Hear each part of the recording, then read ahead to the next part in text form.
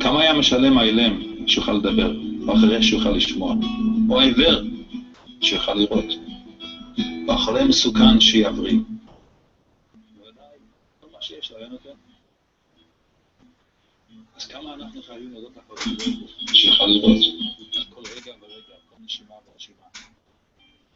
אפילו מלא שירה הים, ולשוננו רינה כהמון גליו, ושפתותינו שבח כמרחבי רקיע, ועינינו מאירות השמש והירח, וידינו פרוסות כנשרי שמיים, ורגלינו קרות כאיילות. אין אנחנו מספיקים.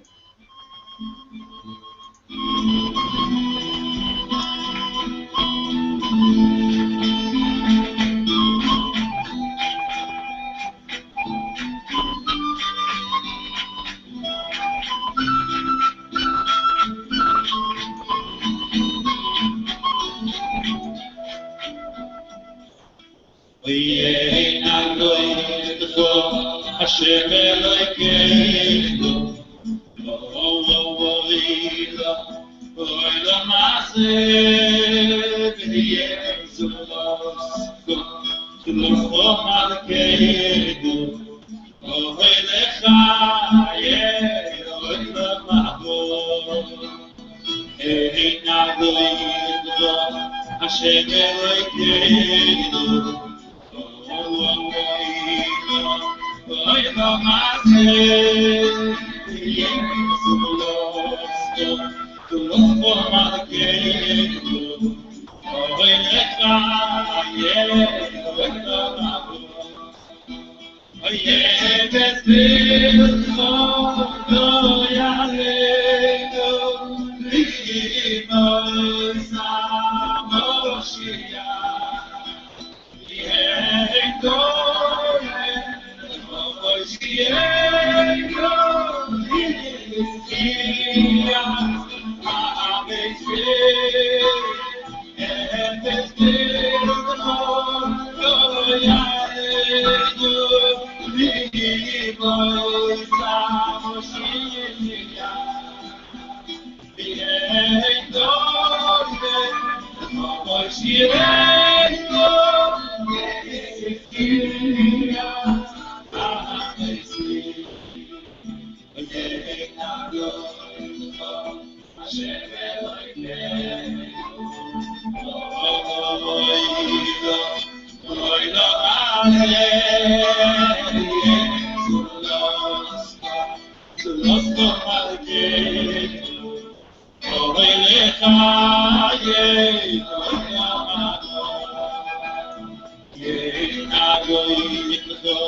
Hashem Elokeinu, Olam Hazeh v'yezulosco, Shlomo Malkeinu, Oelecha Yeholam Abod. Ok, Shabbat Shalom a todos. Estamos aí no nosso primeiro dia de Pessa, né? Bendito seja o Eterno por isso. E temos aí na tela aí, né? Escrito em português, ou perdão, em inglês, né? Eu vou traduzir aqui para os amigos, né? A Torá, o despertamento tem começado.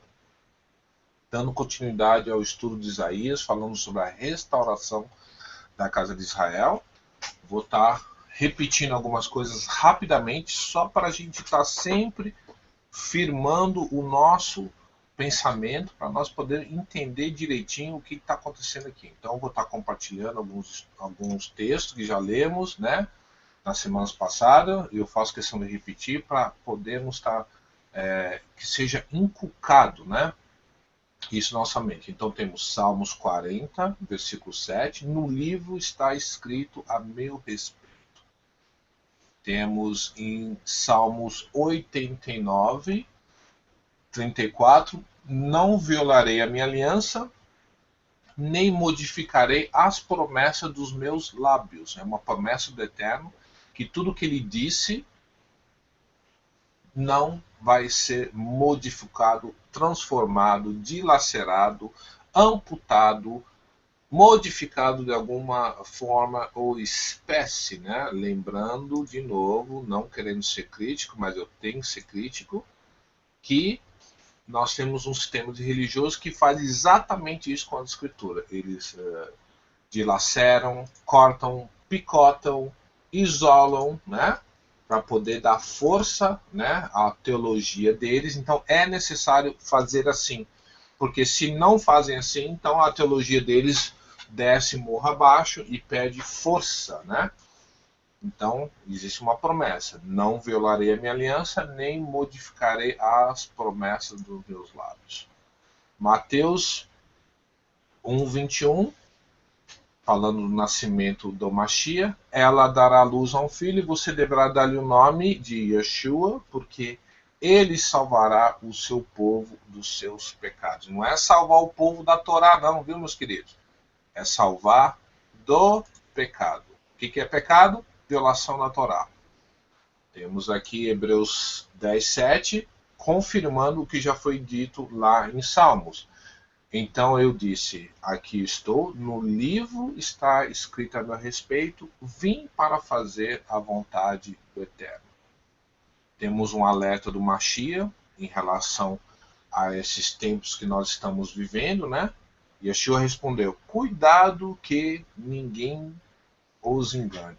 Se ele disse para tomar cuidado para ninguém nos enganar, quer dizer que existe a possibilidade de sermos enganados por alguém, né? E vamos falar um pouquinho quem é que engana quem e como que se engana, né? Como é que esse inimigo, né, tem capacidade de enganar e como é que ele age, né?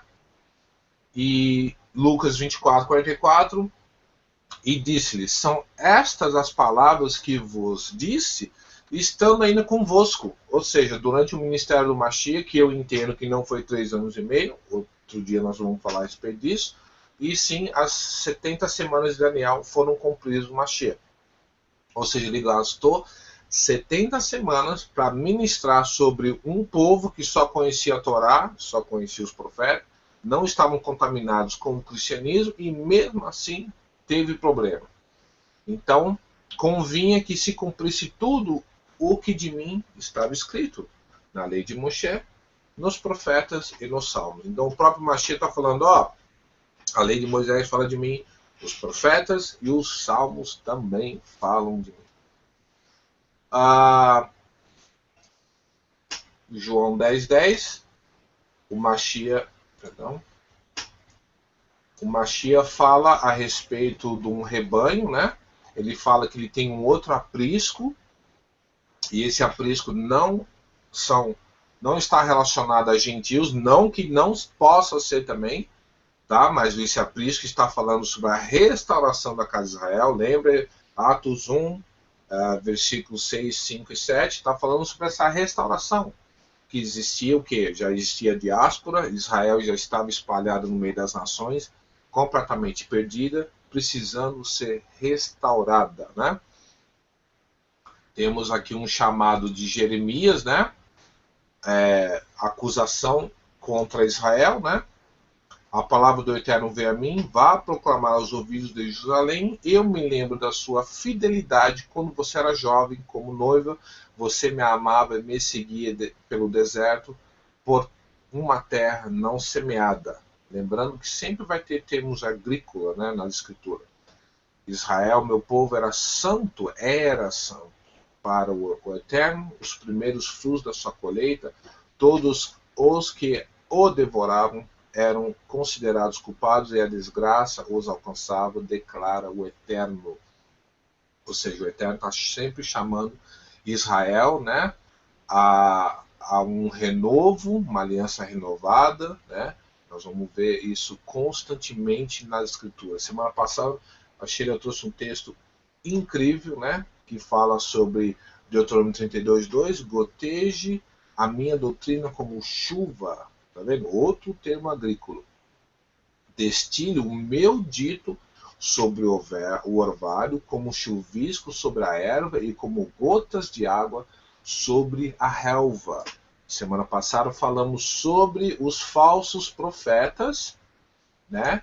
Que já é um alerta lá atrás. Se tinha falso profeta lá atrás, que estavam próximos à Torá, imagine hoje, né? Os falsos profetas que nem sabem o que é Torá, né?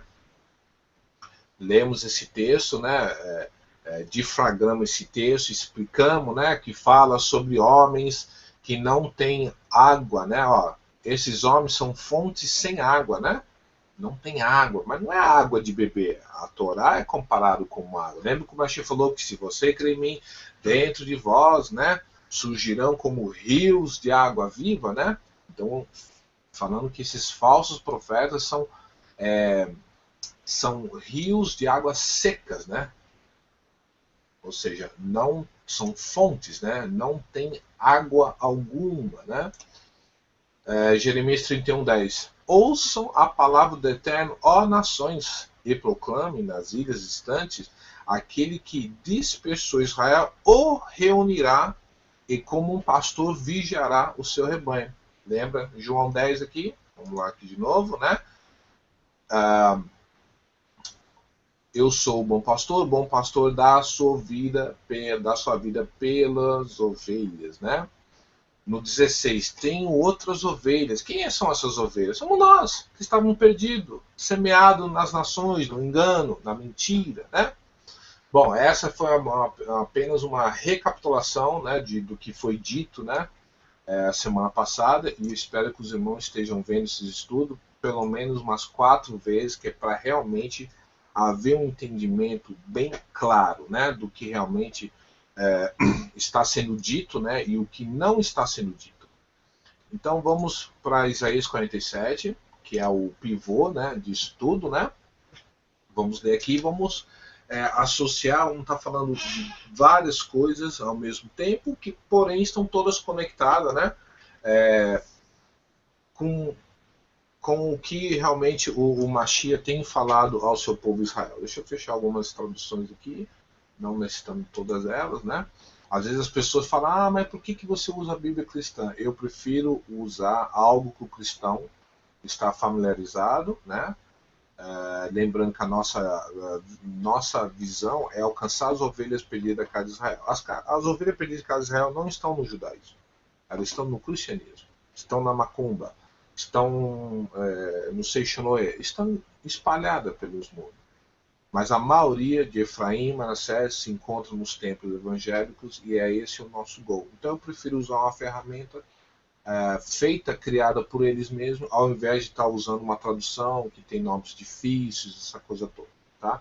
E também para não ser acusado de estar usando uma tradução pervertida, né? Que também até isso já fomos acusados também. Então vamos ler aqui Isaías 47:1, né? Segue assim: desça, sente-se ao pó, virgem cidade de Babilônia, sente-se no chão, sem um trono, filha dos babilônios, você não será mais chamada mimosa e delicada, porque lembrando que a Babilônia era assim, algo de glamour, né? Para vocês terem uma ideia, Babilônia tinha até um sistema de ar-condicionado, tá? Já ouviram falar sobre os jardins suspensos de Babilônia? Era algo realmente esplêndido, né? Apanhe pedras de moinho e faça farinha, retire o seu véu, levante a saia, desnude as suas pernas e atravesse riachos. Suas nudez será exposta. Olha, esse contexto de atravessar riachos aqui está associado com um termo agrícola que eu já expliquei, o que significa a palavra ivrit, né? O hebreu significa justamente fazer isso aí. Você cruzar um corpo d'água, mas não é simplesmente cruzar um corpo d'água. Está associado com um termo agrícola. Você está plantando aqui, o fruto é podre, o fruto é ruim, para de semear aqui e vai plantar em outro lugar. Era isso que foi exatamente isso que foi o chamado do nosso pai avino Abraão, que foi chamado a virar um hebreu. Para de semear aqui na terra dos caldeus, cruza o Eufrates e eu vou te ensinar a terra onde você deve semear. Sua nudez será exposta e a sua vergonha será revelada. Tá vendo isso aqui? Ó? Vai ser exposto o que? A sua mentira, né? As suas podridões, né? Eu me vingarei, não pouparei ninguém. Nosso Redentor, o Eterno dos Exércitos é o seu nome, é o Santo de Israel. Sente-se em silêncio, entre nas trevas, cidade dos babilônicos. Você não será mais chamada rainha dos reinos. Fiquei irado contra o meu povo e profanei minha herança. Eu os entreguei nas suas mãos e você não mostrou misericórdia para com eles. O Eterno, no decorrer da história de Israel, nós vemos, né, o Eterno usando outras nações para trazer juízo para Israel, e o mesmo acontece ao contrário, né? Mesmo sobre os idosos, você pôs um jogo muito pesado. Olha, aqui nos Estados Unidos, o idoso realmente está cada vez mais perdendo o respeito, e no Brasil também. Só que uma coisa que eu achei interessante no Brasil, que tem a feira privilegiada dos idosos, né, da gestante, né? Mas até mesmo em Israel, o idoso não é muito respeitado, sabe? Ele é visto assim como algo sem proveito, algo que não tem utilidade alguma, tá? Você disse, continuarei sendo a rainha eterna, mas você ponderou essas coisas, nem refletiu no que poderia acontecer. Agora, então, escute, criatura provocadora, que age despreocupada e preguiçosamente em sua segurança. Lembrando que esse contexto profético da linguagem foi para aquela época, mas ela vale para outras épocas também. É só você associar, né, e buscar hoje qual é o movimento babilônico dos dias de hoje, e você vai analisar que nós vemos certas similaridades com as pessoas que estão inseridas no sistema babilônico. E não estou falando que nós não estamos inseridos na Babilônia também, tá? Porque fugir da Babilônia é muito difícil. Você pensa, eu vou para lá. Você chega lá, Babilônia está lá. Você fala, eu vou sair dessa igreja e vou para outra. A Babilônia também está lá. Aí você fala, eu vou lá não sei aonde. Ah, não. Vou botar meu filho nessa escola. O sistema babilônico está lá. Vou tirar meu filho dessa escola. Também está lá. Vou ligar a televisão. Babilônia está lá. Vou ligar a net. A Babilônia está em todo lugar do mundo. É impossível você fugir dela, tá? E você vai escutar que ela é provocadora, ela age despreocupada e ela é preguiçosa. Vocês vão notar no sistema religioso predominante, tanto no Brasil como nos Estados Unidos, que é o cristianismo, você vai notar que as pessoas são extremamente preguiçosas quando se diz respeito ao estudo das Escrituras. O que eu mais escuto falar? Que absurdo você fazer um estudo de 2 e às vezes 3 horas. Eu não tenho tempo para isso. Aí você vê essa mesma pessoa que falou que não tem tempo para ver os estudos, você vê ela no WhatsApp das 8 da manhã até 10 horas da noite. Você vê ela no Facebook, e isso cada um vai dar conta de si. Mas quem quiser estudar com nós realmente vai ter que fazer tempo. Todo mundo tem 24 horas por dia. Eu trabalho uma média de 8 a 10 horas por dia, entre indo e vindo. Eu durmo uma média de 6 a 8 horas, né? Eu como, durmo, faço o que todo mundo faz, mas eu faço o meu tempo para me poder estudar. Eu faço o meu tempo para ler a Escritura. Porque se eu não fizer isso, quem é que vai fazer? E quanto menos você fazer, mais você vai ser engolido pelo sistema, tá? E ela age na sua segurança. Nós já temos o Jesus, nós já estamos debaixo da graça, não precisamos mais estudar as Escrituras. E diz a si mesma, somente eu e mais ninguém. Olha, é só o meu sistema denominacional, viu? É só a minha denominação. E estabelece guerras de reinados entre uma e a outra. Porque quem for membro daquele sistema lá não vai para o céu. É só quem é membro desse sistema aqui, tá? jamais ficarei viúva, nem sofrerei a perca de filhos, né? Você quer deixar um pastor doido? Quando ele começa a ver, né, as ovelhas, né, ou os bodes indo embora, né? Então duas coisas acontecerão a você no mesmo instante, num único dia: perda de filhos e viuvez virão sobre você com todo o seu peso, o desfeito das suas muitas feitiçarias. O pastor não está mais conseguindo enfeitiçar as ovelhas perdidas na casa de Israel, que estão inseridas no sistema babilônico. Então ele perdeu a força de pedir dízimo. As ovelhas perdidas com Israel, as ovelhas bobinhas, estão despertando. Lembra que eu coloquei aqui? Ó? The awakening has begun. O despertamento está acontecendo. Já se iniciou. Despertamento para quê? Para a Torá. Despertamento que esse Jesus que é contra a Torá lá do sistema, isso na verdade não é bem assim. Porque Paulo é contra a Torá, isso também não é bem assim. Porque João falou, também não é bem assim. Porque Romanos também não é assim.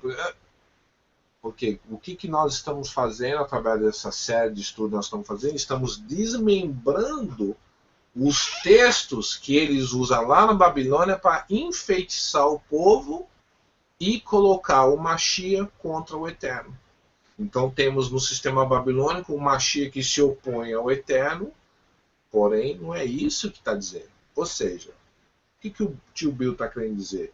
Que o Novo Testamento é uma coisa e o cristianismo é outra. O cristianismo não segue o Novo Testamento. E a prova disso são esses irmãos que estão aqui comigo nessa tarde, que saíram justamente desse sistema babilônico. Babilônia significa o quê? Confusão, né? E todas as suas poderosas palavras, ó, como é que eu tenho explicado que o homem é caçado, né? Através de palavras. Nós tivemos agora aí recente aí uma votação para ver se vai rolar mesmo impeachment contra a presidenta do Brasil. E o que os que estavam votando a favor e contra já fizeram daquilo um palanque, né?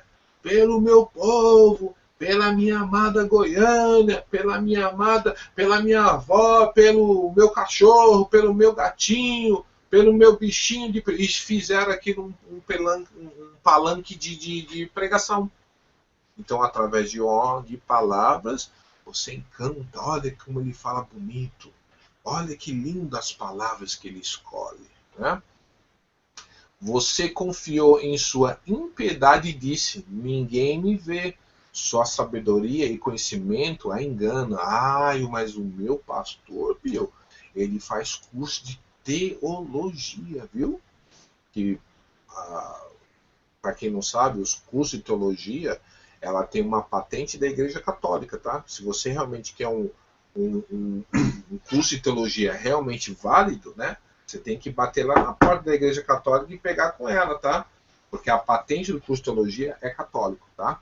Aí existe uma guerra entre a católica e a protestante. Elas não se entendem, apesar de crerem exatamente nas mesmas coisas, né? Quando você diz a si mesmo: somente eu e mais ninguém, além de mim, a desgraça alcançará. Não existe salvação fora da igreja, viu, Bill?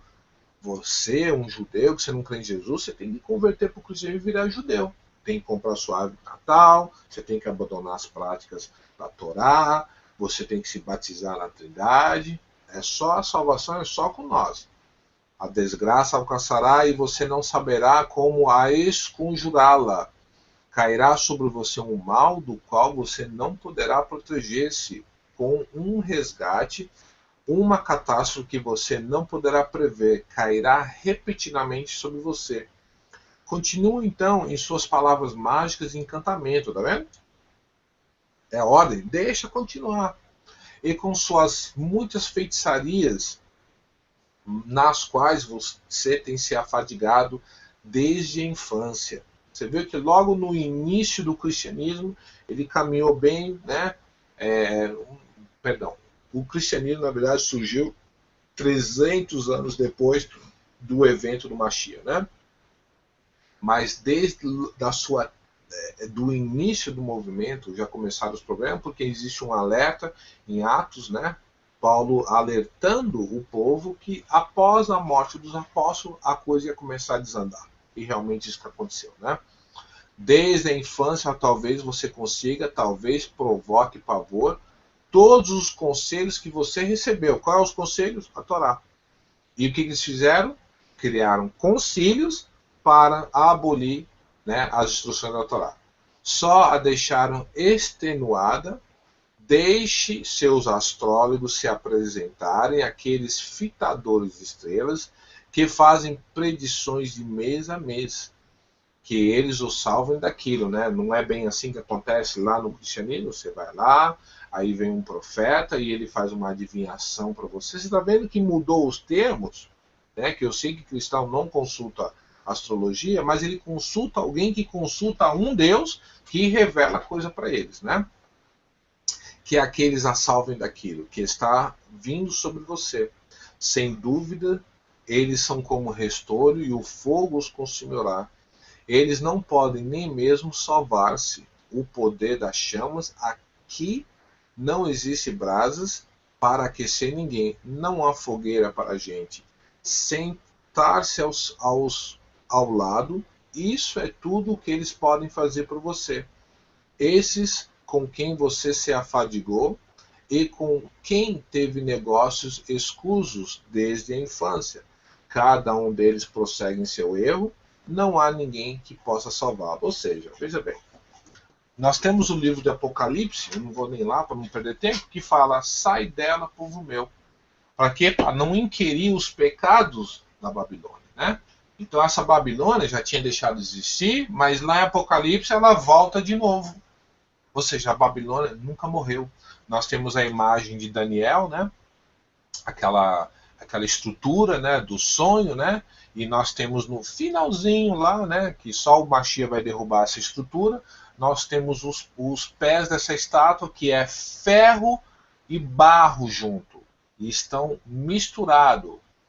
Estão misturados assim, eles não trocaram de, vamos dizer, de estrutura, né? Barro continua sendo barro, ferro continua sendo barro. Porém, eles estão mesclados de uma forma que você não consegue realmente definir o que é o que. É isso que é o sistema do cristianismo hoje, tá? Ele está misturado com uma forma que você olha, parece que é santo, mas na verdade é profano. E se você não conhece o início do livro, você vai acabar se confundindo e não vai acabar entendendo a estrutura disso, né? Então, deixa eu trazer alguns textos aqui. Eu quero continuar clareando o ponto de certas coisas que eu quero dizer. Olha só, existe um termo que é bastante usado aí pelo sistema religioso, até mesmo no judaísmo, né? Você vê vários homens falando sobre a palavra paradigma.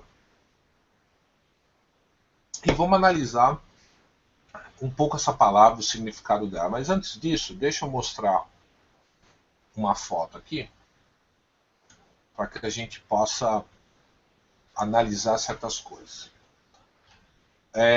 Quem já fez um teste, né?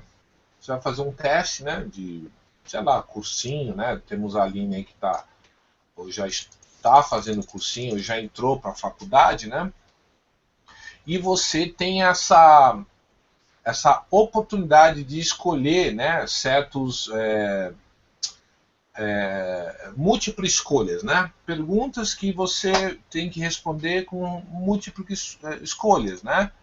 Então, por exemplo, temos esse aqui, né? Vamos ver aqui, vou botar aqui do lado. Então temos aqui, né? Você tem a opção A, B, C, D, né?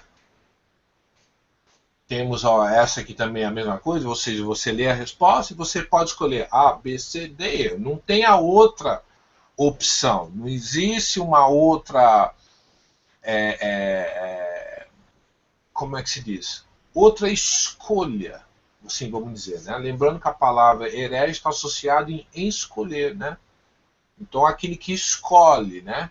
E hoje o termo herege é algo cunhado com uma forma negativa. Eu vejo pelo contrário, né? Se você é um herege, quer dizer que você está escolhendo. E quando você escolhe, é colocado um pastel de frango, um pastel de milho, um pastel de carne diante de você. E você escolheu.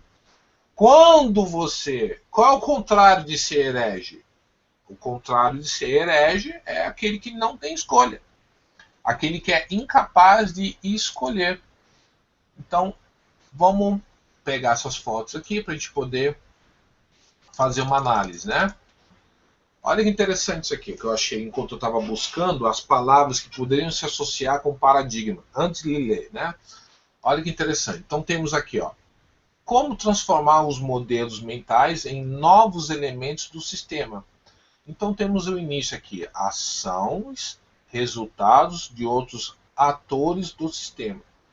Decisão, escolhas, ação, resultados. Aí começa o ciclo de novo. Entendimentos preferenciais de crenças. Então, olha só, vamos memorizar isso aqui. Entendimento preferencial de crenças. Que acontece o quê? Vai influir nas decisões e escolhas, vai influir na ação e vai influir no resultado. Exemplo.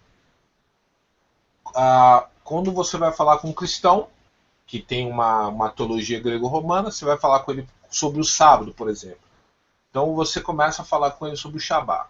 Ele abre na mente dele, na caixinha dele, e existe uma caixinha bem pequenininha, que é a chamada caixinha teológica. Aí ele vai lá e puxa o cartão que tem a resposta, que ele já recebeu o entendimento preferencial da crença dele sobre o Shabá. Aí ele vai lá, tira essa caixinha, lê o cartãozinho, né? Lembra aquela historinha da caixinha da promessa, do cristão?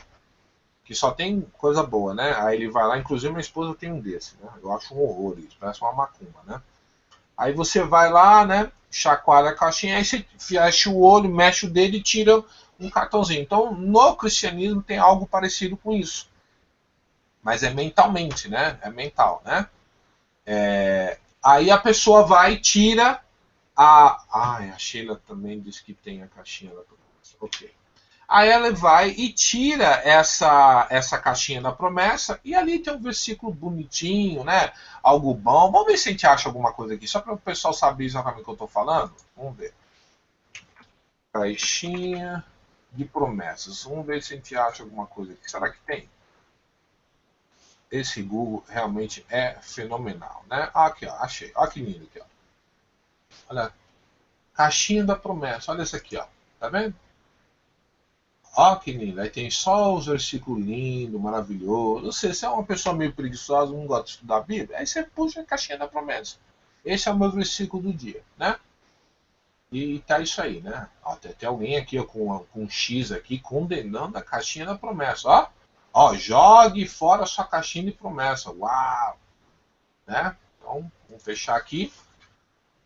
Então, a pessoa puxa lá na caixinha da promessa da cabeça dele, ele tira todas as respostas que ele tem para combater o porquê que ele não deve guardar o Shabá.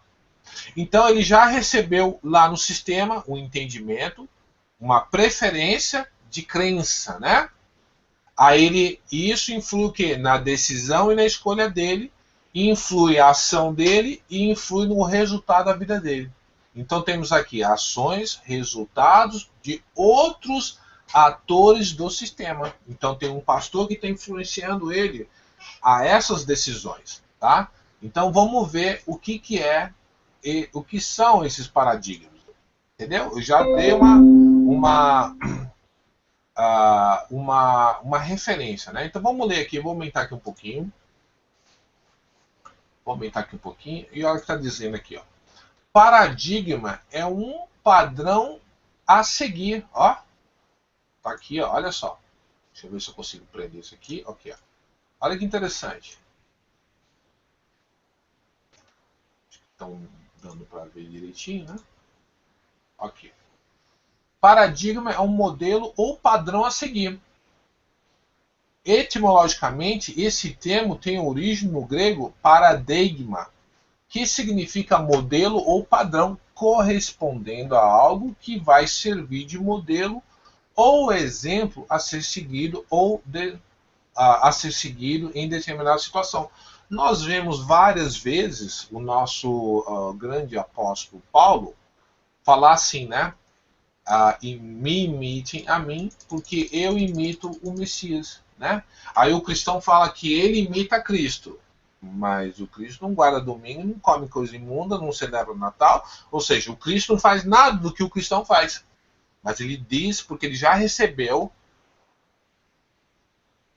uma paradigma, ele tomou uma dose de paradigma, que é isso que ele está fazendo, é imitar Cristo, né?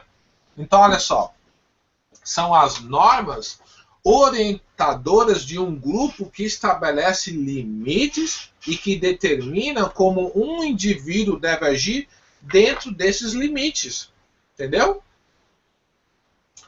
O termo surgiu inicialmente em linguística, na teoria do signo linguístico criada por Fernand de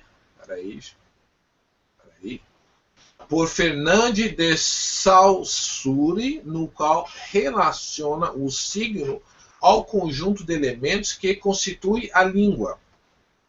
O paradigma seria o conjunto de elementos linguísticos que podem ocorrer no mesmo contexto ou ambiente.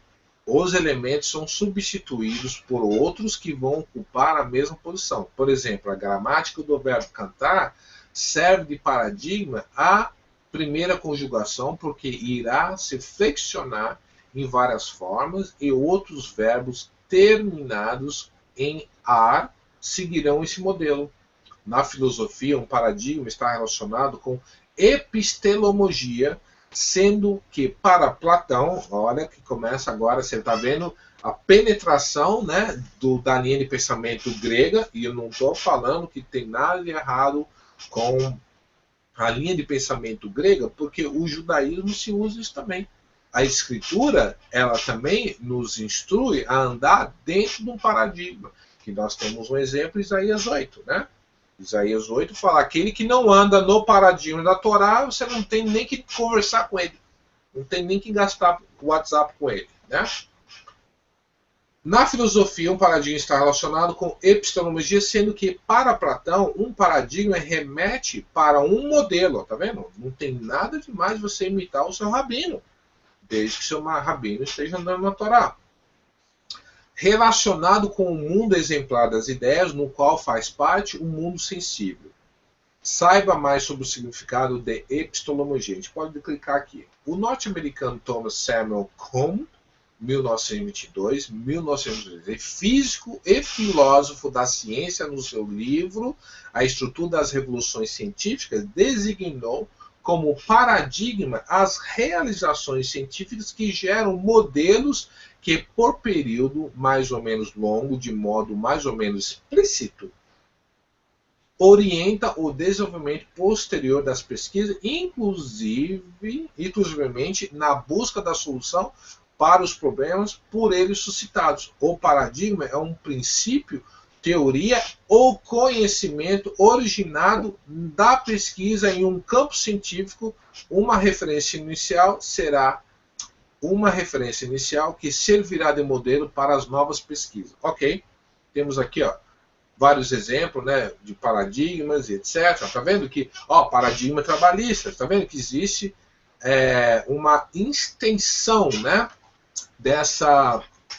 desse significado. Então, o que acontece no cristianismo, né? Então, a pessoa vai lá na religião do cristianismo, ele recebe um entendimento, preferências de crenças que vai influir na decisão e escolha dele. Ou seja, ele tem uma Bíblia que fala nada a respeito do domingo, mas ele guarda o domingo porque lá na religião, não nas escrituras, fala a respeito dessa decisão que ele deve escolher. E ai dele se ele escolher aquilo que está nas escrituras versus o que realmente o que se ensina, né, em relação às escrituras. Então, se ele escolher ao contrário, ele é chamado de herege. E na conexão cristã, ser um herege é algo ruim. Não. Na verdade, ser herege é algo nobre, porque você começou a escolher algo. Você tomou uma decisão, por exemplo, de ler as Escrituras. Você tomou a decisão de ler os concílios cristãos. Para você entender que o que você segue está baseado no quê? Exemplo, vamos mencionar outro exemplo. Você, quando era criança e você foi lá na escola dominical, né? Antes de você entrar lá na igreja, você indo com seus pais, por exemplo, você é uma criança, você não pediu prova nenhuma de evidência de nada. Você simplesmente foi, aceitou e creu, sem questionar. Você creu na Trindade, você creu na Maria, mãe de Jesus, você creu no inferno, você creu na namorado no céu, você creu que o fim da lei é Cristo, você creu em tudo que falaram para você lá. Agora, quando nós chegamos com montanhas de evidências, livros, estudos, gravação no Hangout de 4, 5, 6 horas, isto não é o suficiente para provar nada para eles, porque eles já foram infectados na mente deles, né? Eles foram infectados, vou botar uma foto aqui, alguém de repente vai chocar, né? Os irmãos, eles foram infectados com uma semente, vamos assim dizer, né? Que dominaram o pensamento deles.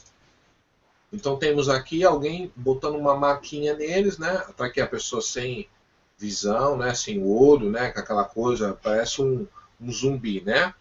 Então a pessoa recebe essa visão, esse entendimento, e ela não tem a opção de pensar. Então ele entra na igreja e não questiona nada.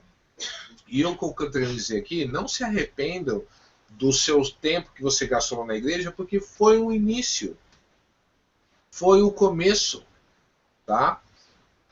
Mas, quando chega aqui nesse momento que nós estamos caminhando para o entendimento, o despertar da Torá, que é algo que está acontecendo no mundo inteiro, nós temos essa opção aqui, ó.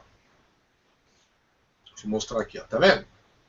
Nós temos essa opção de escolher entre a Torá e rejeitar a Torá. Enquanto no cristianismo você só tinha uma opção.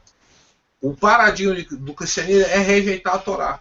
E não entre escolher a Torá e a graça. Entre a graça e a Torá. Você não tinha essa opção.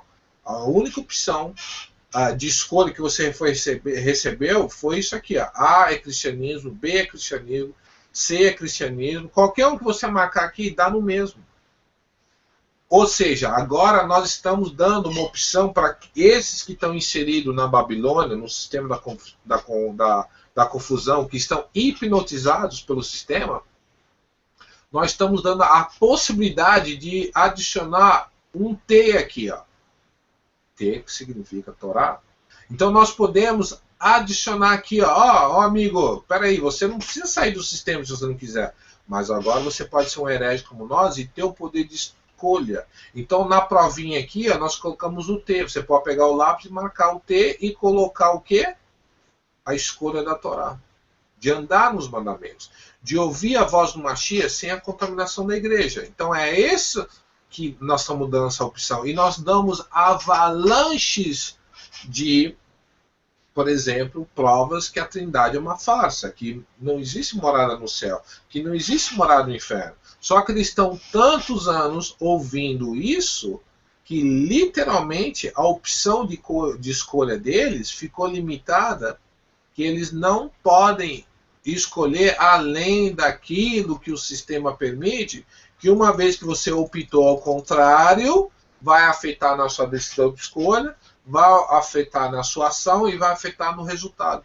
Quantos de vocês que começaram a guardar o Shabat ainda estão na igreja e foram convidados a se retirar do sistema? Estão entendendo? Deu para ficar claro o que é paradigma? O que é esse poder de escolha? O que é ser um herege? Vamos olhar rapidinho esse termo, epistemologia. Vamos ver aqui, ó. Epistemologia significa ciência, conhecimento e o estudo científico que trata dos problemas relacionados com crença e o conhecimento, sua natureza e limitações é uma palavra que vem do grego. A epistemologia estuda a origem e a estrutura, os métodos e a validade do conhecimento e também é conhecida como a teoria do conhecimento, relaciona-se com a metafísica, a lógica, a filosofia da ciência e é uma das principais áreas da filosofia, compreende a possibilidade do conhecimento, ou seja, se é possível o ser humano alcançar o conhecimento total e genuíno, é da origem do conhecimento. Tá? Bom, vamos avançando aqui, vamos estar cobrindo outras coisas também, né? Mas, Bill, mas o que isso tem a ver com a relação, né? Com a relação entre a restauração da casa de Israel? Porque através da Torá, o Eterno vai quebrar esse mecanismo aqui, ó. Tá vendo aqui, ó? Esse mecanismo está perfeito. Então temos aqui o cristianismo, né? Rodando em cima dessa engrenagem aqui, e a partir do momento que você não aceita mais esse encaixe aqui, né? Um dente é quebrado aqui, né? Aí essa máquina já não vai funcionar direitinho, né? Existe, vai começar a haver uma falta aqui, né? Porque até então o negócio está funcionando perfeitamente. Todo mundo pagando dízimo, todo mundo participando das campanhas, todo mundo frequentando a igreja e detalhe, sem questionar nada. Isso também acontece no judaísmo, tá? Não questiona muito não, fica todo mundo de boa aí, tá? Então temos a engrenagem girando para girar esse eixo para todo mundo funcionar perfeitamente, né? A partir do momento que é quebrado isso aqui, essa máquina vai começar, né? Pá, quebrou um dente, se não reparar, quebra outro dente, quando vai ver o negócio está todo estrambelhado.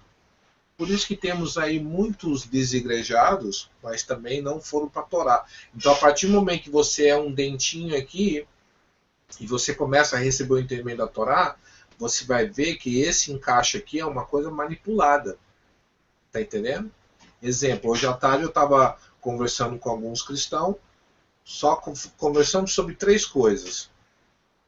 Efésios 2, Efésios 3, estamos falando em capítulos, Efésios 2, 11, Efésios 3, 16 e Efésios 4, do 17 ao 20. Os caras não conseguiam entender. Não do meu conceito que eu explicava a eles, que é um conceito sem contaminação, eu não cobro dízimo, eu não cobro para ensinar.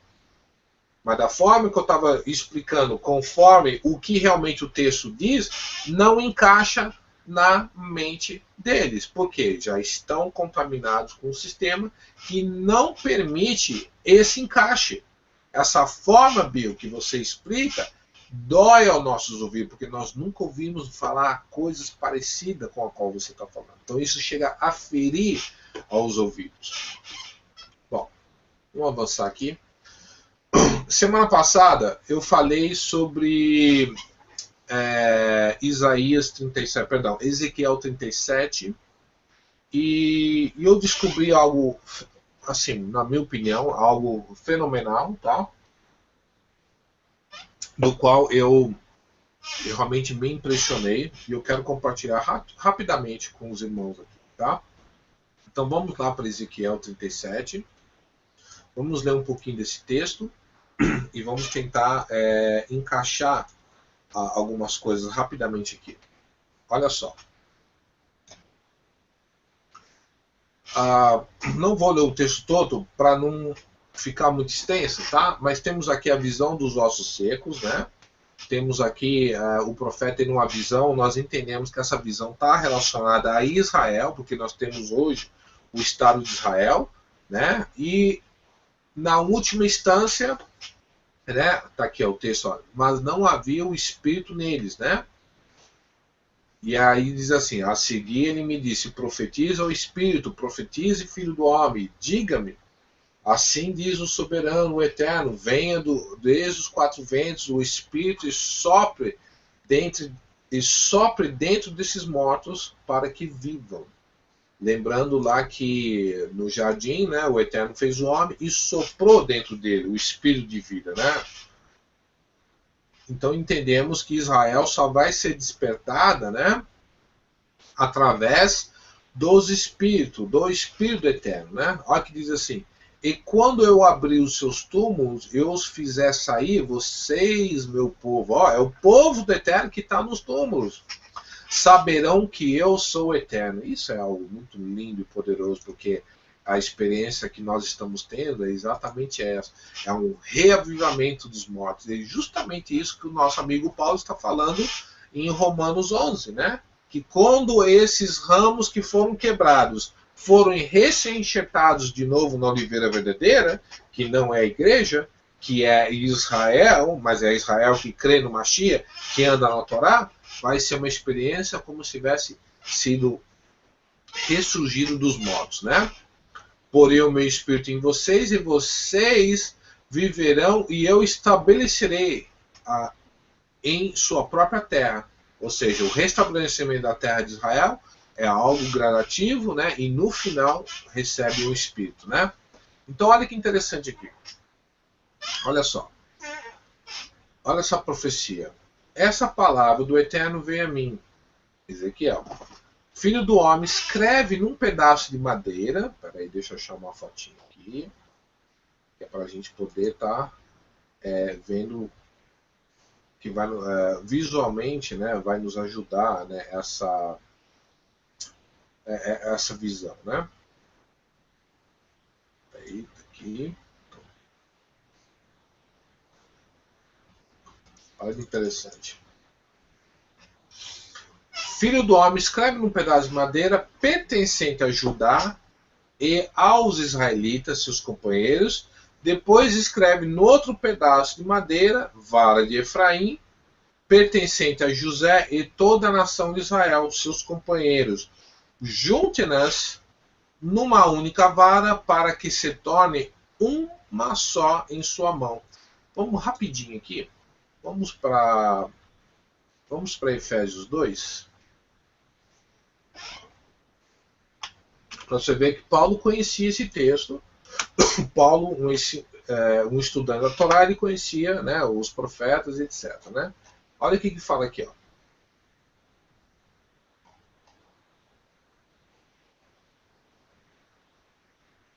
Ó. Pois ele quem? O Mashiach. É a nossa paz, o qual de ambos fez um. Não é juntar gentil com judeu. Não é isso que ele está falando. Ele está falando justamente sobre isso aqui. Ezequiel 37, do 15 e 19. De ambos fez um e destruiu a barreira, o muro de inimizade. Qual é o muro de inimizade? Porque no primeiro século, já falamos a respeito disso, havia uma barreira, um murinho, né, no qual os gentios não poderiam transpassar. Mas se esse gentio fosse, na verdade, um israelita da diáspora que perdeu a sua identidade, não podia passar. É por isso que até hoje no judaísmo existe o que eles falam de uma casa e duas casas. Esse termo foi cunhado há mais ou menos, sei lá, uns 100 anos atrás ou mais, que alguns do judaísmo ortodoxo não creem nisso aqui em Ezequiel 37, do 15 e 19. Nessa restauração, nesse ajuntamento, nesse arrebatamento de quem? De Judá e Efraim. Essa união dos dois povos. Porque a barreira de inimizade que foi imputa pelo sistema dogmático do judaísmo nos meados do primeiro século é que não tinha como a Israel que estava dispersa nas nações voltar em aliança com o Eterno, porque eles quebraram a Torá, foram idólatras, mereciam a morte. O Mashiach vem, morre no lugar de Judá, morre no lugar de Efraim, abrindo uma porta para que eles pudessem serem restaurados, que é exatamente isso que está escrito em Hebreus 8, a partir do versículo 7 em diante, que fala dessa restauração de Judá e Israel. Então, olha o que está falando aqui. Anulando em seu corpo a lei dos mandamentos expressa ordenanças. Não é a Torá, e sim as dogmas do judaísmo que impediam que esses gentios, que na verdade não são gentios, são a Israel gentílica, voltassem em aliança com o Eterno. Tá? E como é que o Mashiach fez isso? Temos um símbolo aqui que eu achei isso na net, eu achei assim realmente impressionante, tá? Que querendo ou não, esse símbolo aqui, essa união aqui, ela acaba formando até mesmo a letra um Aleph aqui, tá? Se você olhar nessa direção, ela forma um Aleph, porém, se você olhar em outra direção, ela forma um Tav também. O Mashiach falou que ele era o Aleph e o Tav. Deixa eu achar aqui algo a gente possa estar entendendo aqui, né? Vamos ver aqui, ó. Vou achar umas imagens rápidas aqui sobre o que é o Aleph e o Tav. Então temos aqui, né? Olha aqui, ó, os símbolos do Aleph e o Tav, né? Então, o Aleph, que é no paleohebraico, ele é um símbolo que representa a cabeça de um touro, né? E o Tav acaba virando uma cruz. Sem querer, acabou virando uma cruz, né? Olha aqui, temos aqui Jesus, né? O Aleph e o Tav, né? Sem querer, acabou virando um símbolo de cruz, tá? E isso realmente é algo que me impressiona, porque existem alguns estudos que apontam que ele não morreu numa cruz moderna aí, né? Que seria algo parecido com isso aqui, né? Só para a gente ter uma ideia, mas não vamos se prender nisso agora, né? Porque o Eterno sabe de todas as coisas, né? E isso acabou virando um símbolo no qual dizem que o Messias morreu, exatamente assim, né? Outros dizem que foram amarrados em uma estaca, né? Tudo bem. A questão não é essa, o que é verdadeiro ou não, tá? Mas vamos analisar isso aqui. Então temos aqui, se você olhar, cadê o símbolo do Aleph? Tá aqui, ó. Se você olhar, temos o desenho do Aleph aqui, né? Nessa foto aqui. E se você inclinar a foto um pouquinho, você vai ver o Tav também. E o Mashiach fala, eu sou o Aleph e o Tav. Ele falou mais de umas vezes, né? A nível do DNA, temos essa estrutura aqui, né? Que é o que ele chama de... que é como se fosse uma lâmina, né? Que isso é que une, né, praticamente a estrutura do DNA. É algo assim meio complicado, não vou estar tocando nisso agora, mas ele também tem um símbolo de uma cruz, só para a gente estar entendendo, tá? E se você pegar agora onde eu quero chegar, o ponto que eu quero chegar. Se você pegar e chegar nesse ponto aqui, fechar isso aqui. Se você pegar esse ponto aqui, ó, que eu estou querendo demonstrar, não, é isso aqui, ó. Vamos lá para João 19, rapidinho, né? Vamos ver, parece que o Vic fez uma pergunta aqui, vamos ver. Mas a cruz não foi por causa da placa escrita pregada no madeira para dar uma forma de cruz, exatamente. O que eu entendo que os romanos crucificavam alguém pendurado já numa árvore mesmo. Porque a gente vê, por exemplo, nos filmes, né, um exemplo. Nós vemos aqui nos filmes, né, vamos analisar aqui, né? Cadê? Vamos pegar essa imagem aqui, né? Nos filmes ou nas ilustrações, nós vemos esse tipo de formato, quadradinha, né? Alguém pegou, talhou ela todinha. Isso aqui, para fazer isso manualmente, seria algo muito caro, né? Você fazer uma madeira dessa que seria mais ou menos 12 polegadas por 6 polegadas, fazer um caibro desse é algo muito custoso. Então se entende-se que eles pegavam uma árvore que existia, pegavam uma madeira, que você vai ver o Mashiach carregando essa madeira nas costas, né, e chegava lá, amarrava o cara na árvore e crucificava o cara nessa posição, ou talvez com as mãos para trás, né? Porque seria um custo muito alto para os romanos estar pagando alguém para fazer isso. Ninguém ia fazer isso de graça para os romanos, tá?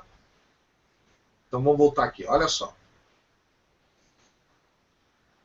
Então os soldados encarregaram-se do Machia, levando a sua própria cruz. Mas não é essa cruz feitinha, bonitinha, e sim levando o madeiro, entendeu? Levando a sua própria cruz, ele saiu para o lugar chamado Caveira, que em aramaico é chamado Gólgota, né? Ali o crucificaram, com ele 2 outros, um de cada lado. Pilatos mandou preparar uma placa e pregá-la na cruz com a seguinte inscrição: Yeshua Nazareno, o rei dos judeus. Muitos dos judeus leram a placa, pois no lugar em que Jesus foi crucificado ficava a próxima cidade e a placa estava escrita em aramaico, latim e grego. Os chefes dos sacerdotes judeus protestaram junto a Pilatos: não escrevas o rei dos judeus, mas sim que ele se dizia rei dos judeus. Então olha que interessante aqui. Vamos voltar aqui então agora. Temos essa foto aqui, né? Temos essa outra foto aqui, tá? Nós examinamos o Aleph e o Tav, né?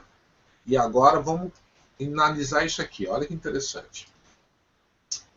Perdão.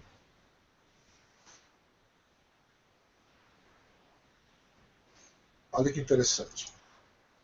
Se você pegar o texto de Isaías 37, diz assim: Filho do homem, escreve num pedaço de madeira pertencente a Judá e os israelitas, seus companheiros. Depois escreva no outro pedaço de madeira a vara de Efraim, pertencente a José e toda a nação de Israel e seus companheiros. Então temos aí o Machia sendo pregado, vamos assim dizer,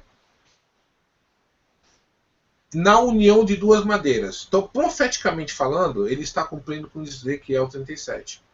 Porque através do morto de Machia, Israel, a casa de Jacó, tem mais uma chance de ser inserida no pacto de novo. Olha que interessante isso aqui. Ó. A palavra,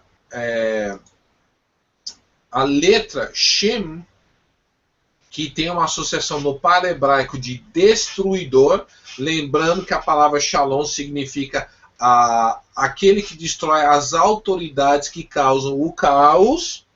Nós temos 3 tabs, perdão, 3 vaves que formam a palavra Shem. Então temos um vav aqui, temos outro vav aqui e outro vav aqui, tá? Vamos unindo essas associações, né?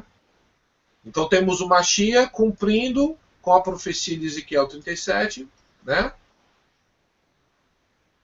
Servindo como um sinal, lembrando que o Aleph e o Tav também servem como sinal, né? Olha só, no Gênesis 8, ao entardecer, quando a pomba voltou, trouxe em seu bico uma folha nova de oliveira.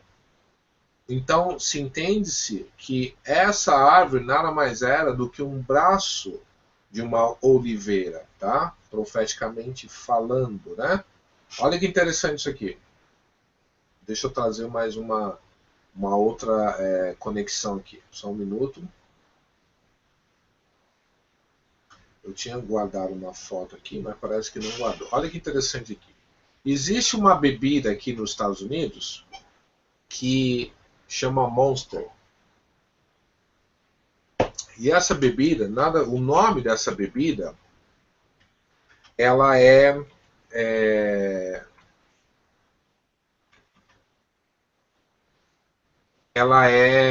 na verdade, 3 vavos, né, unidos num só.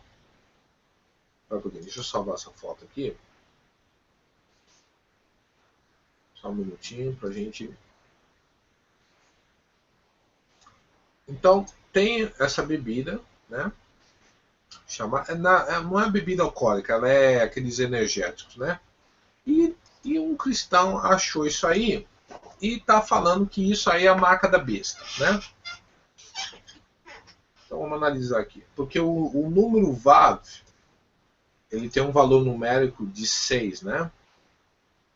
Olha aqui. Perdão, não é isso que eu queria.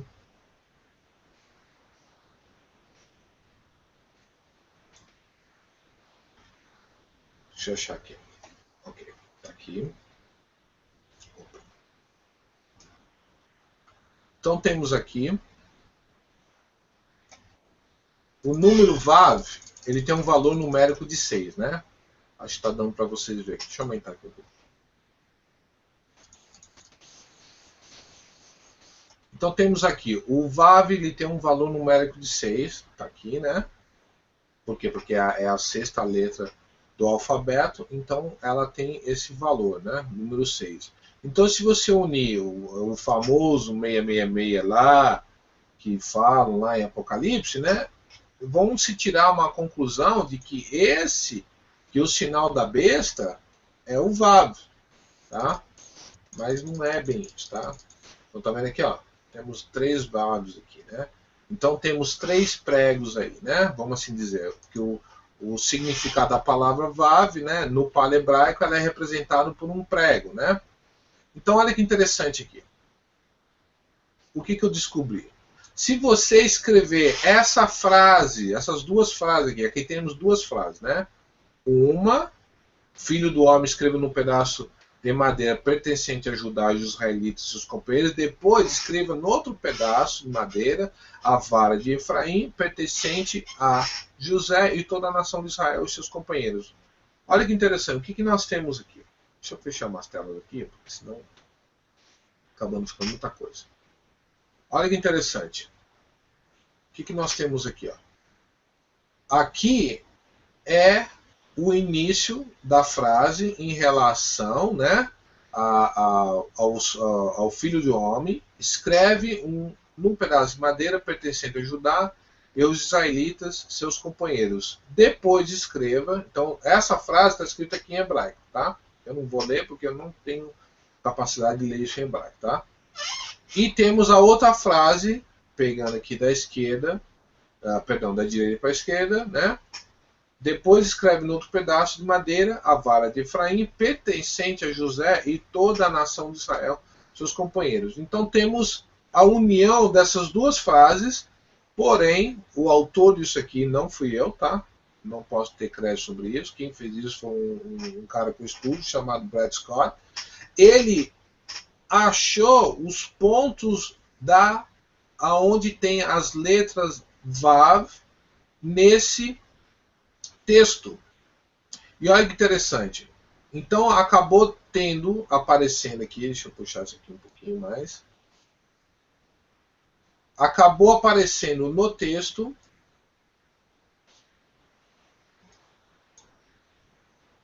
olha só isso aqui.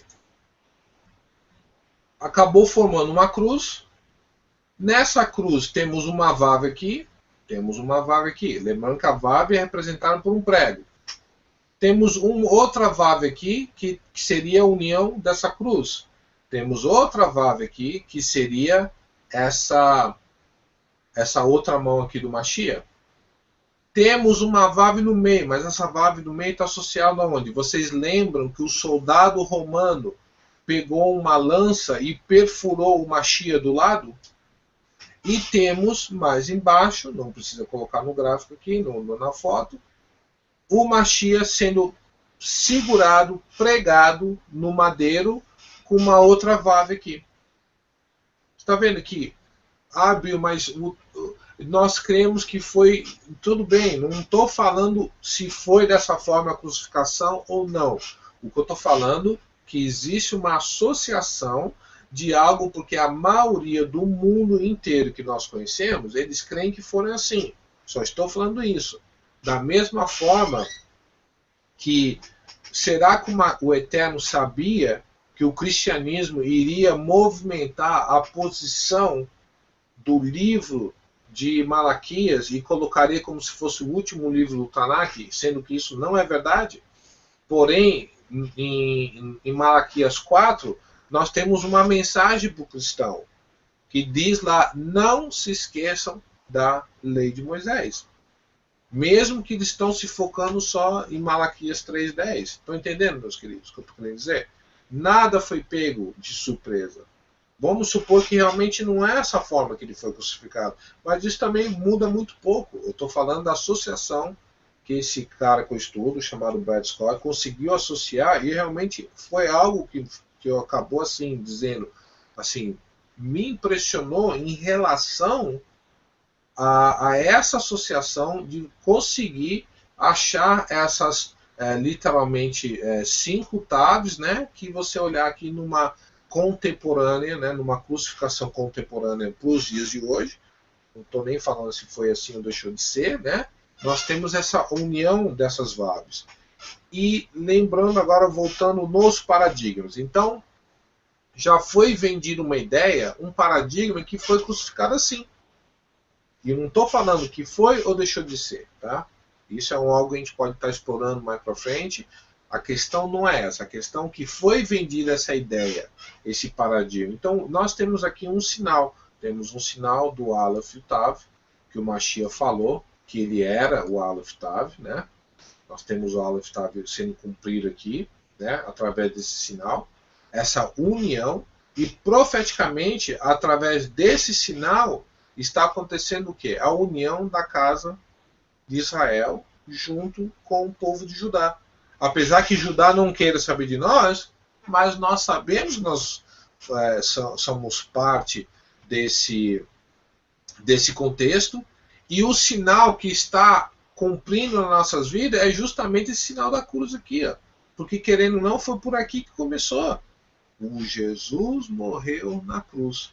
Agora, o que aconteceu após esse sinal? Como é que o inimigo começou a trabalhar e a corromper essa visão? É isso que também nós temos que falar, e talvez não vai dar para falar agora nesse momento, porque é muita coisa. O nosso amigo compartilhou alguma coisa aqui, vamos ver. Aqui, ele botou um sinal de um crucifixo aqui, ó, tá vendo? Olha lá como é que é exposto na religião predominante, que acabou saindo, né, para anunciar no mundo inteiro, né? Querendo ou não, nós temos o sinal do Aleph e o Tav aqui, né? Que começou como catolicismo, e através do catolicismo veio o que? Veio as outras religiões protestantes que são predominantes no mundo inteiro, tá? Foi exatamente esse sinal. Querendo ou não, pode brigar, bater, xingar, espernear. Temos aqui o sinal do Aleph e o Tav, bem aqui nas nossas caras. E eu, particularmente, começou justamente assim. Eu entrei numa igreja católica e fiz uma oração ao Eterno, e a minha oração foi assim: se Jesus realmente é o Filho de Deus, eu preciso de ajuda. Entendeu? Bom, deixa eu fechando isso aqui. Eu acho que não vai dar para a gente, porque realmente é muita coisa, e eu só quero estar tocando em mais alguns outros tópicos, né? Voltando em relação ao significado da palavra paradigma, né? Eu achei esse aqui é como se fosse um texto, né? Como se fosse vamos assim dizer, um teste, né? Então é um teste de estudo bíblico adventista, né? Então olha só, uma questão de múltipla escolha apresenta a seguinte estrutura, né? Após ler e analisar o poema, analise a alternativa que completa corretamente a afirmação. Então, se nessas perguntas você não tem a oportunidade de optar pela Torá, pelos mandamentos do Eterno, o que vai acabar acontecendo? Você vai acabar ficando infrutífero em relação ao que está sendo apresentado. Então, se no teste de múltipla escolha, né, você não tem essa oportunidade de optar pela letra T, que seria a Torá, então fica extremamente complicado, né, você conseguir receber esse entendimento. Outros pontos aqui que eu também quero estar tocando, né? Só um minuto aqui, deixa eu achar um texto aqui.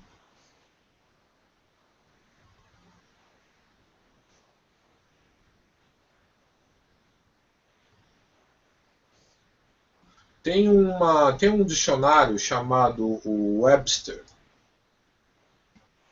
Eu já falei sobre esse dicionário antes. E isso vai ser a introdução do próximo estudo que a gente vai estar fazendo, tá? A respeito disso. Com certeza amanhã a gente vai estar cobrindo alguma coisa. Eu vou digitar aqui a palavra verdade, que seria truth em inglês.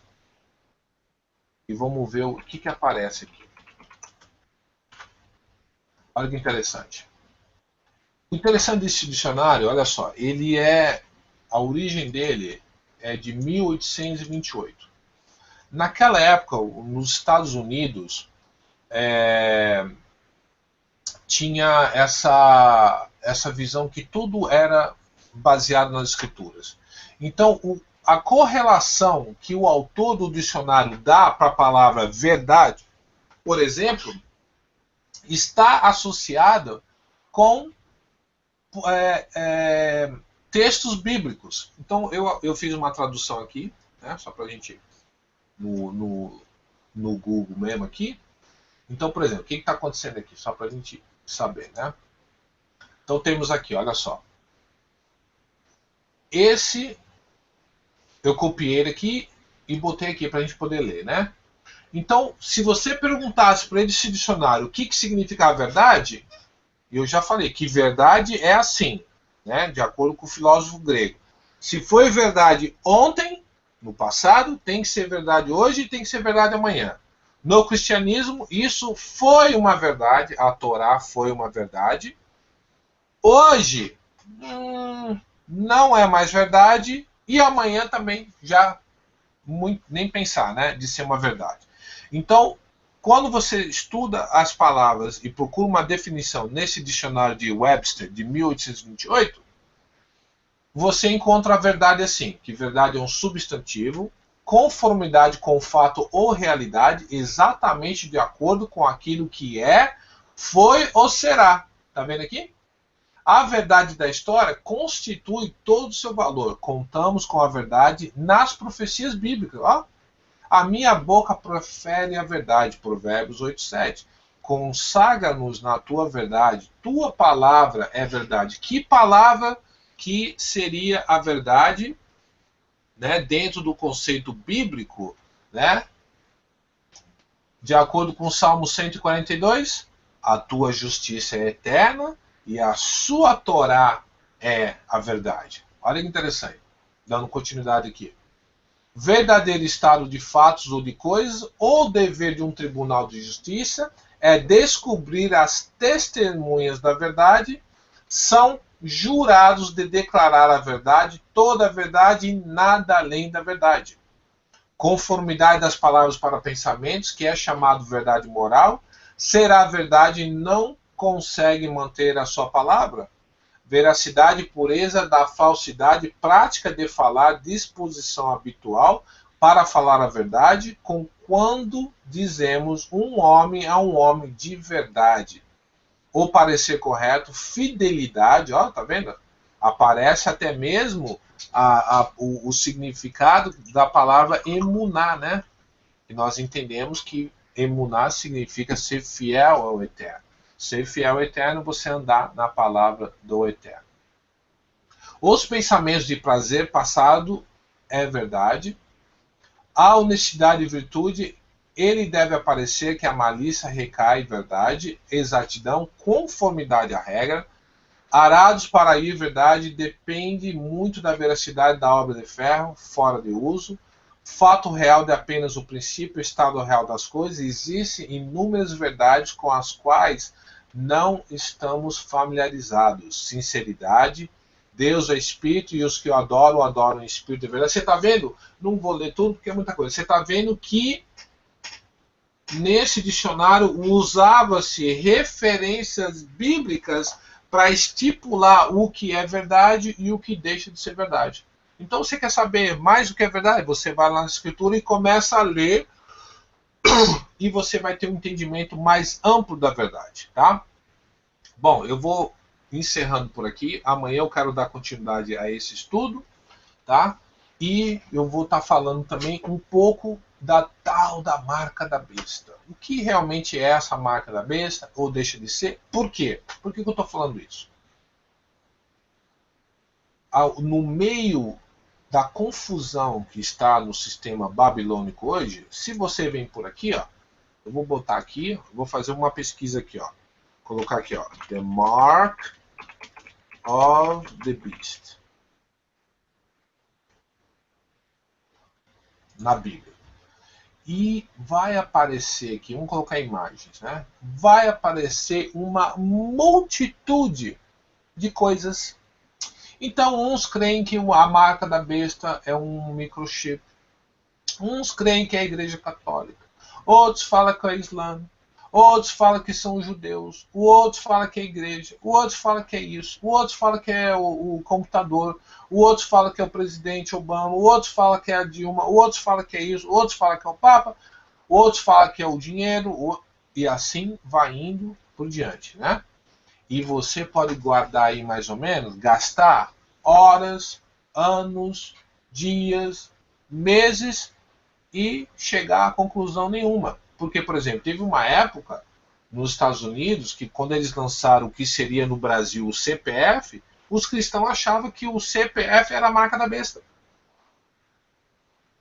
E eu vou conseguir provar biblicamente, usando escritura por escritura, que não tem nada a ver com isso, mas tem a ver com tudo isso que está sendo aplanado. Porque o inimigo, ele tem uma coisa que ele não consegue ficar calado. O inimigo não consegue se calar diante das próprias coisas que ele faz. Exemplo. Vamos usar um exemplo de um profeta no cristianismo. Então ele vai, ele profetiza, ele fala aquelas coisas todas, tá? Mas ele quer que seja divulgada a profecia dele, e quando cumpre alguma coisa ele fica maravilhado. Então o inimigo também ele não consegue se calar em relação a essas coisas, tá? Porque eu vou mostrar para vocês que tudo isso aqui, sim, tem verdade, mas não é toda a verdade. Ah, é a Igreja Católica? Também. É a China? Também. É o Obama? Também. É a igreja? Também. É o negócio do drink lá? Também é. Do Monster Drink? Também é. Porque a marca da besta é um sistema do Microchip? Também é. Só que não é somente um item, mas como que você identifica a marca da B, o paradigma da marca da B. Lembra que o paizinho falou que é o paradigma, né? Vamos voltar lá rapidinho para a gente poder fechar isso aqui, né? E dar continuidade nesse estudo, que realmente é muita coisa e não tem como a gente cobrir isso tudo num dia, né? Então, dentro dessa caixinha aqui, também foi estabelecido para alguns segmentos religiosos e não religiosos, o que seria a marca da besta e o que não seria a marca da besta. Tá? Então, o que temos aqui? Dentro desse ciclo vicioso, né? A marca da besta é isso e não pode ser aquilo. Enquanto que eu vou provar para vocês que é isso e também é aquilo e é mais aquilo outro lá na esquina. Tá? E é super fácil você identificar a marca da besta, tá? Então, o que mais que a gente poderia estar cobrindo aqui? Eu acho que só isso pra gente, porque esse assunto da marca da besta é algo extenso, né? Nós mostramos aí a marca do Mashiach, que é os 3 taves, né? Nós mostramos como que o inimigo trabalha na mente das pessoas através de um sistema chamado paradigma, né? E vamos estar avançando e falando sobre outras coisas, né? Sobre o príncipe do ar, né? Como é que o inimigo trabalha através dos sistemas de telecomunicações, tá? Vamos estar cobrindo isso aí. Bom, que o Eterno nos abençoe, que o Eterno nos guarde, tenha misericórdia de nós, que Ele faça resplandecer seu rosto sobre nós e que continue nos dando sabedoria para verdadeiramente nós podermos detectar o que é a marca da besta, o que não é, o que é sensacionalismo, o que não é, tá? Que o Eterno nos guarde e que nos dê shalom. Shabbat shalom a todos.